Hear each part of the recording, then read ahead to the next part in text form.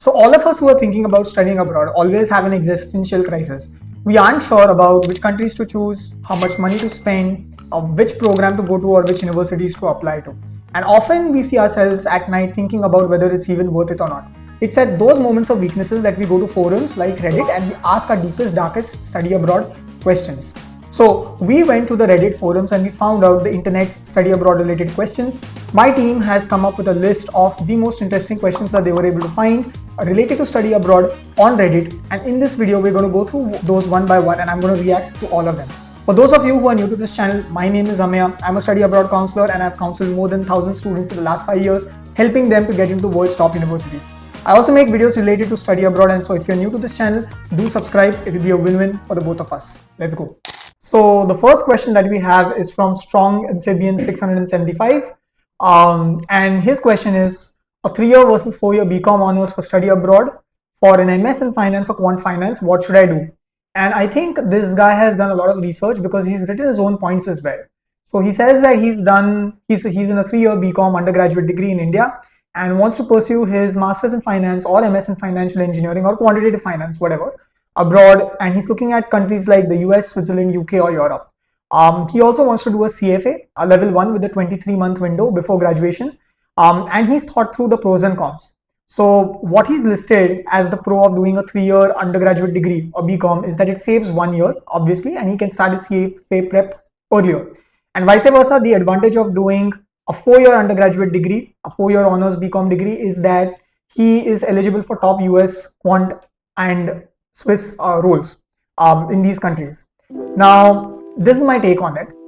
Whenever you're thinking about studying abroad, take a long-term view about it. All right. Once you graduate from whichever program it might be, you are going to be working for at least 30 years. And so 1 year here or there does not make much of a difference. Also, given the fact that most of the top roles in quantitative finance or in financial engineering are in the US, you want to keep that country in the mix. And because most universities in the United States do require a 4-year undergraduate degree, I would strongly advise that you do the 4-year degree, do the 1 extra year in India. It's not going to make much of a difference in the long run. You'll be thankful for it. So the next question is, got into NTU and NUS, is it worth it, or does going to LSE make more sense? Exactly what the title says. My brother went to SMU in Singapore and he's miserable. Said it was his worst choice. I didn't do an Indian board and I took the UK A levels as well. My qualifications are A star, AA. Is studying in Singapore really that bad? Alright, so there are pros and cons to this. Now, Singapore has become popular as a study abroad destination in the past 4 or 5 years. There are quite a few reasons for this. So obviously, NUS, NTU, very high ranked universities. Singapore is one of the safest countries, very high standard of living. Also, its proximity to India. It's 5.5 hours away from by flight. And at the same time, it's culturally more similar to India than it is to the West. So you'll have less of a cultural shock. So these are the advantages of going to Singapore. Having said that, there are some drawbacks as well. I think the biggest drawback of going to a country like Singapore is the size of the country. So Singapore is a financial powerhouse, but the problem is that it's a city-state smaller than the size of Mumbai. So there are not going to be too many high-quality jobs in Singapore. And so if your question is that, okay, where am I going to get better job opportunities in the future? If you do have an admit from the London School of Economics, I would probably go for that over an NUS and NTU, not because of the quality of the education itself, but because of the fact that, the UK is a larger economy. There are going to be more number of jobs in the UK in the long run. Also, the other thing to keep in mind is that getting a PR in Singapore now is more difficult than what it used to be, and certainly more difficult than getting a PR in the UK. So for all these reasons, I would probably go for an LSE over an NUS or an NTU. However, I'm going to add, a slight wrinkle to this whole argument. So the question doesn't really explain for which course. Of course, I'm assuming that because he's taken NTU, NUS, and LSE as examples, the course is probably related to finance. But if it's related to something else, maybe if it's related to something like engineering or data science, my answer might change, right? So this is all within the framework of finance and business studies, right? So the next question is by OKCommon 4103. These names are really weird. Fall 2026 MS and CS profile evaluation. So this is his question. I'm planning to apply for the fall 26 MS in computer science, mainly with an ML and AI focus. I would love some feedback on my university list and where they might stand for my profile. Ambitious, moderate, and safe. So I'm just going to quickly go through his profile because I can't answer this question without doing that. So here on the screen we have his profile. GRE scores pretty good, 323 overall, 167 on quant, very good. TOEFL 115, no problem there. GPA of 9.22 out of 10, really good, really solid as well. He has one paper under review in a Q1 journal, one under review in a Q3 journal, two presented Scopus Index conferences, this is big, and to appear in Springer lecture notes, one accepted for presentation in a Scopus conference. Two internships each of 2 months related to AI/ML, the field that he wants to go to, and has decent leadership and extracurriculars as well. Has also done probably 3 different projects and has 14 universities in his list.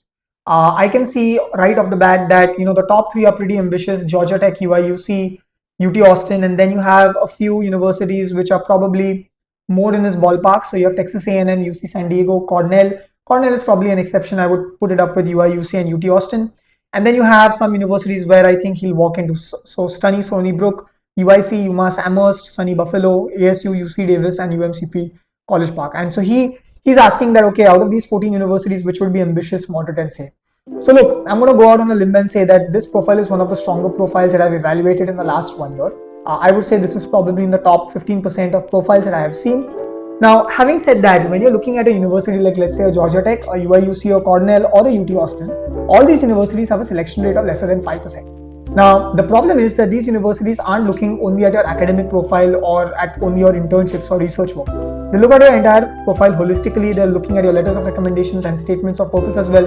So we can't just say whether you get into these universities only on the basis of your profile. We also need to know more about your statement of purpose, letters of recommendation, and frankly speaking, whether you get in or not also depends upon the competition from your country, because generally universities abroad try to balance the number of people from every country, right? So it could be a case that you have a strong profile, but you don't get through because the Indian applicant pool is too competitive.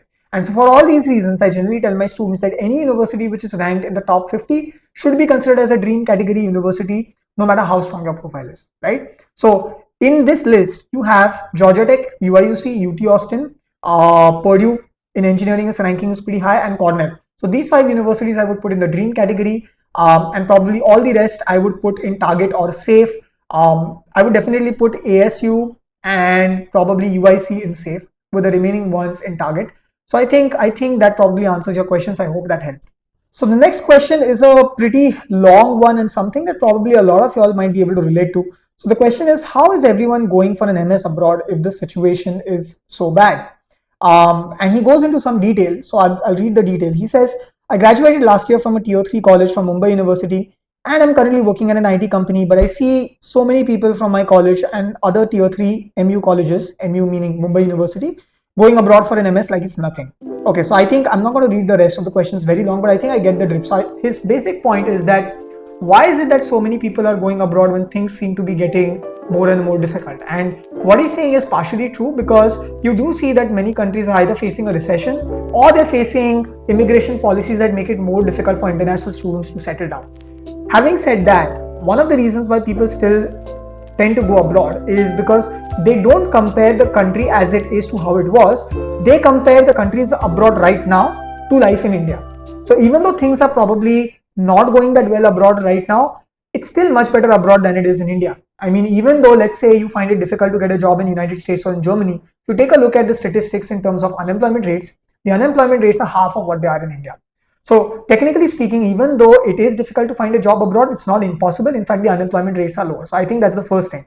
Second thing that you must keep in mind is when you're taking a look at immigration related stuff, whenever you say that, okay, things are becoming difficult, like let's say in the United States with the whole H1B and the Trump saga, it's important to understand that these policies change over time. So you cannot make a long-term prediction about how living in a country abroad would be based on what is going on right now.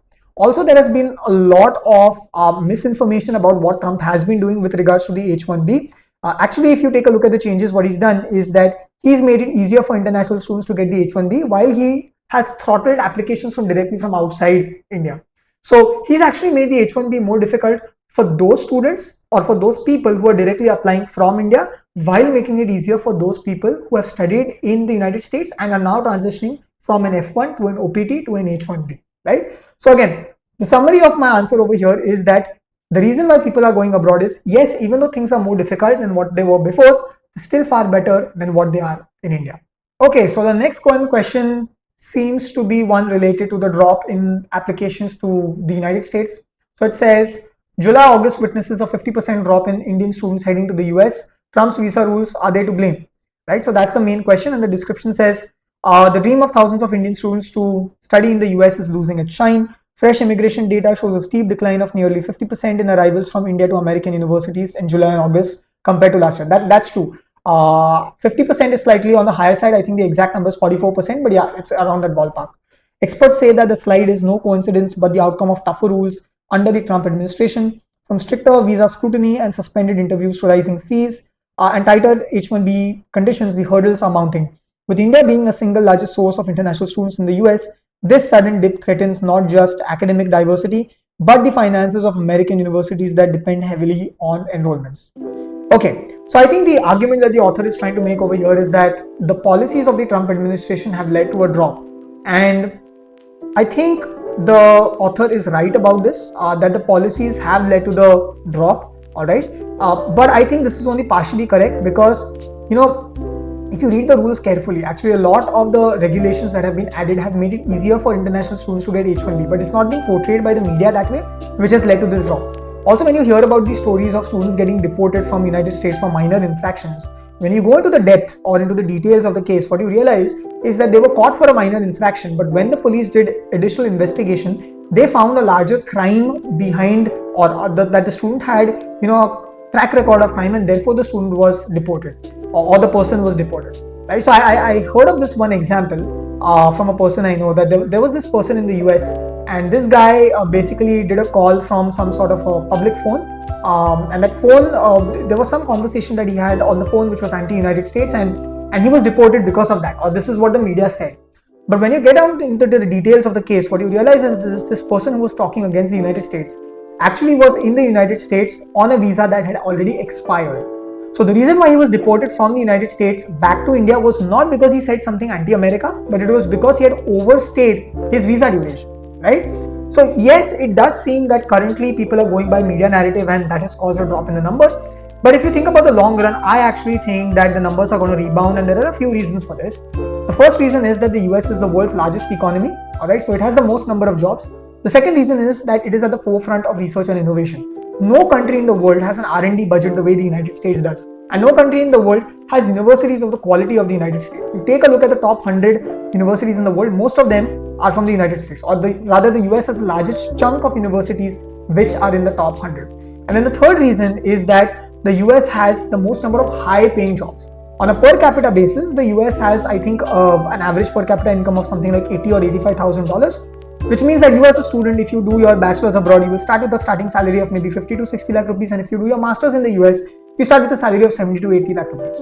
So I think these are some real structural advantages that the US has, and it's going to take a lot of time for other countries to cover this ground, which is why even though you see a drop, a temporary drop, you will quickly see the numbers rebound. And if you're a student who's watching this video planning to go to the USA, my advice would actually be to double down and apply at least to a few universities, because remember, it is precisely because the number of students flying to the US reducing that your chances of getting into a top ranked university actually increase, right? So if you're targeting an Ivy tier university, if you now know that there are fewer number of students applying, your chances automatically improve. So there's no time like the present to apply to American universities and go and study in the United States. So the next question is by someone who clearly seems to be pretty depressed. And the question title is, should I just go home? I guess this topic gets discussed a lot, with most responses being stick it out. But I guess I feel like I'm in a different situation. I am in a boring little town, so I don't leave my house most of the days. I have no idea how to meet people my age.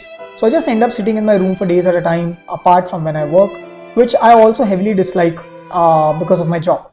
The entire reason I am here is to learn Spanish, which I never do because I don't speak to anyone. That's weird. I'm so lonely and sad constantly. The only thing stopping me from going home is the cost of moving back, as well as this year out being required for my degree, and I don't know what I would do for a year if I move back home. Is it possibly just time for me to cut my losses and come home? Studying abroad really isn't this great joyous thing everyone else makes it out to be.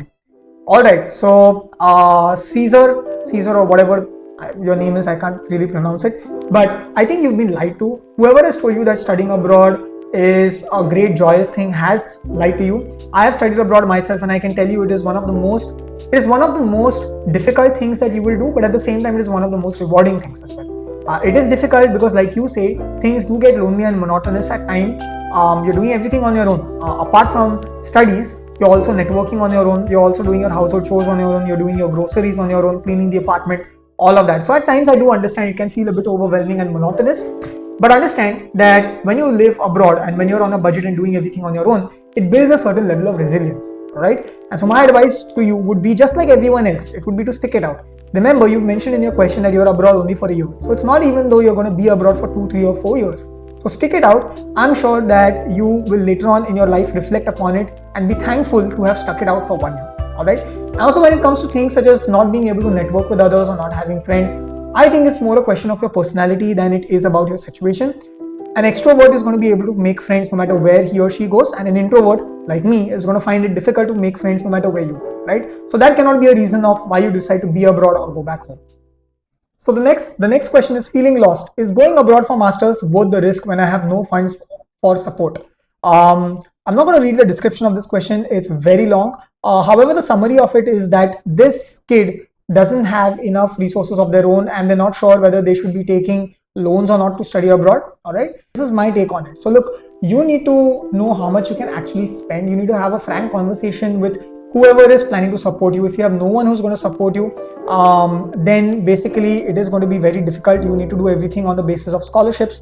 So if you don't have anyone who's even going to sign probably a collateral free loan as a guarantor or someone, then yes, you have no option. You will probably need to stay in India and study in India. However, if you don't have any property or any assets, but you have someone who's willing to sponsor your collateral free loan, then in that case, you can take a loan and study abroad. It's not as risky as you think. Most of the students whom I work with in terms of counseling, the ones who take a loan, they are able to repay their loan between 4 to 6 years, depending upon which program, university and country they go to.